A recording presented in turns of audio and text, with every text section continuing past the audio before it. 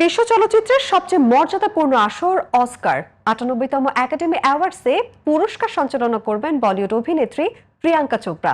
শুক্রবার সামাজিক মাধ্যমে এক পোস্টের মাধ্যমে অভিনেত্রী নিজেই এই খবর নিশ্চিত করেছেন। এই নিয়ে বিস্তারিত থাকছে এবারের আয়োজনে।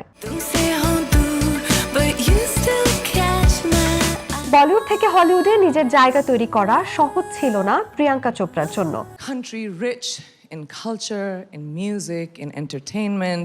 নানা প্রতিকূলতা পেরিয়ে এমনকি গায়ের রং নিয়েও কটাক্ষ শুনতে হয়েছে তাকে, তবুও থেমে থাকেননি এই দেশি গার্ল। পরিশ্রম ও প্রতিভা দিয়ে আন্তর্জাতিক অঙ্গনে নিজের অবস্থান পোক্ত করেছেন তিনি। সেই ধারাবাহিকতায় আবারও অস্কারের মঞ্চে দেখা যাবে প্রিয়াঙ্কাকে। আগামী ১৬ই মার্চ অনুষ্ঠিত হবে ৯৮তম একাডেমি পুরস্কার। বিশ্বের অন্যতম মর্যাদাপূর্ণ এই পুরস্কার অনুষ্ঠানের উপস্থাপকদের তালিকায় রয়েছে প্রিয়াঙ্কা চোপড়ার নাম।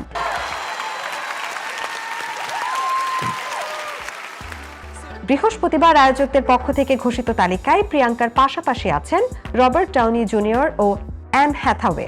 বিষয়টি নিজের ইনস্টাগ্রামেও ভক্তদের সঙ্গে ভাগ করে নিয়েছেন এই অভিনেত্রী। তবে অস্কারের মঞ্চে এটি তার প্রথম উপস্থিতি নয়। এর আগেও ২০১৬ সালে উপস্থাপক হিসেবে দেখা গিয়েছিল তাকে। এবছর অস্কারের মঞ্চে প্রিয়াঙ্কার পাশাপাশি আরও থাকছেন উইল আর্নেট, পল মেসকেল ও গুইনেথ প্যালেট্রো।